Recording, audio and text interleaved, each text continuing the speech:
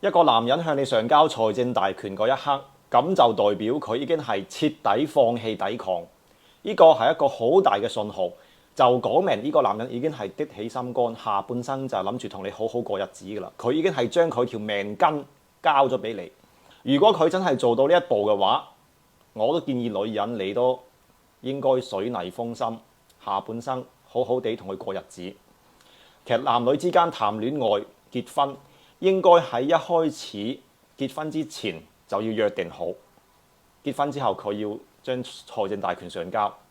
如果唔係嘅話，你結完婚之後，你再去同佢拗數，你就好難㗎啦。你已經入咗個局，你再去同佢博弈，好難咯。如果佢唔上交財政大權，你又覺得冇安全感，覺得鳩師傅講得啱唔啱啊？